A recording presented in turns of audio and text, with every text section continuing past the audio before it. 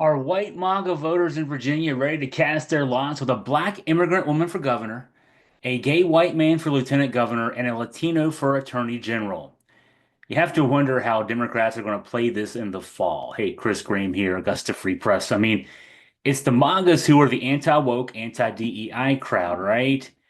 This one seems to be playing big time in the Democrats' hands. The GOP ticket is now set after one of the candidates for lieutenant governor on that side, Pat Harity, had to drop out, citing some recovery issues. He had a heart surgery back in the middle of March to correct a genetic defect.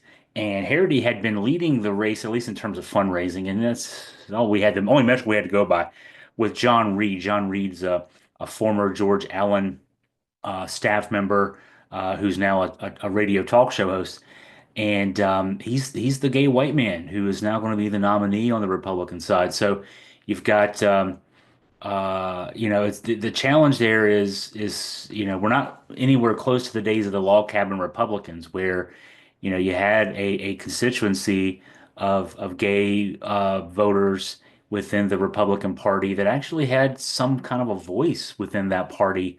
Now, gay Republicans are just gay people as far as Joe and Martha MAGA are concerned.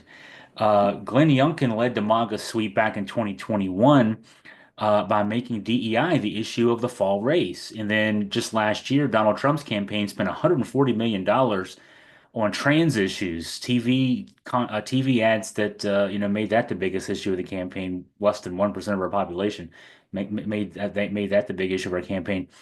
So you got Reed, the gay white man. You've got Lieutenant Governor Winsome Earle-Sears, the black immigrant woman, who is going to be the gubernatorial nominee, and then Jason Miara is the Latino attorney general running for a second term.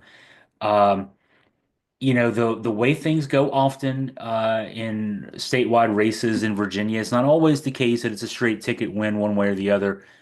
It often is. It very often is. But Reed's fortunes, Miares' fortunes will be heavily tied to the fortunes at the top of the ticket there, Earle-Sears. And Earle-Sears has been running well behind the Democratic nominee, Abigail Spanberger, former congresswoman from Northern Virginia. Spanberger's had a massive lead, and we haven't seen a new poll anytime recently, at least I haven't. Um, but just presuming the forecast for the political wins, for the next several months aren't looking good for Republicans. Um, if the races do tighten up in the fall, though, I would expect that the Democrats' roster of dark money groups will then come into play.